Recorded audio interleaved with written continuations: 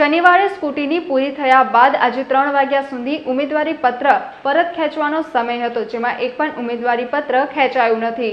લોકસભાની ચૂંટણી 7મી મેના રોજ યોજાનાર છે. રાજ્યમાં યોજાનાર ચૂંટણીને લઈને ઉમેદવારોએ ફોર્મ ભર્યા બાદ તંત્ર દ્વારા જરૂરી પ્રક્રિયા હાથ ધરાઈ હતી, જે અંતર્ગત વડોદરામાં શનિવારે સ્કૂટીની પૂરી થયા બાદ આજે 3 વાગ્યા સુધી ઉમેદવારી પત્ર પરત ખેંચવાનો છેલ્લો દિવસ અને સમય હતો.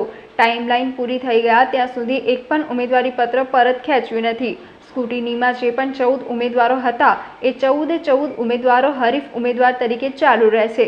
સ્કૂટીની સંપૂર્ણપણે કાયદેસર રીતે શાંત વાતાવરણમાં પૂર્ણ થઈ હતી, જે સંદર્ભે ચૂંટણી અધિકારી તેમજ જિલ્લા કલેક્ટર બિંજલ શાહ દ્વારા વિસ્તૃત માહિતી આપી હતી. શનિવાર અને આજે એમ 2 દિવસ શનિવારે સ્ક્રુટિની પૂરી થયા પછી અને આજે સવારથી શરૂ કરીને 3 વાગે ઉમેદવારી પત્ર પરત ખેંચવાનો છેલ્લો દિવસ અને સમય હતો.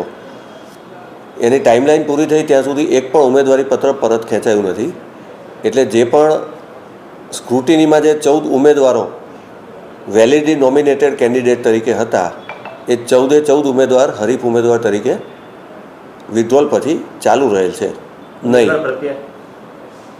એ પ્રકારનો કોઈ કિસ્સો બનેલ નથી અને સ્ક્રુટિની સંપૂર્ણપણે કાયદેસર રીતે અને શાંત વાતાવરણમાં અને કોઈ મેજર વિવાદ વગર પૂર્ણ થયેલી હતી.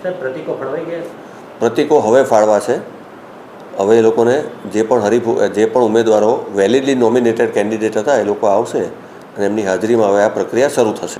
હરીફ ઉમેદવારમાં જે માન્યતા પ્રાપ્ત પક્ષ કહેવાય, રેકગ્નાઇઝ પાર્ટીઝ, એમાં 3 નેશનલ પાર્ટી છે: Bharatiya Janata party, Indian National Congress અને બહુજન સમાજ પાર્ટી. એમ 3 ઉમેદવારો છે. સમાચારોના સતત અપડેટ મેળવવા માટે લોકમત ન્યૂઝને યુટ્યુબ ઉપર સબસ્ક્રાઇબ કરો, બેલ આઇકોન દબાવો અને અમારી સાથે જોડાયેલ રહો ફેસબુક, ઇન્સ્ટાગ્રામ અને ટ્વિટર ઉપર.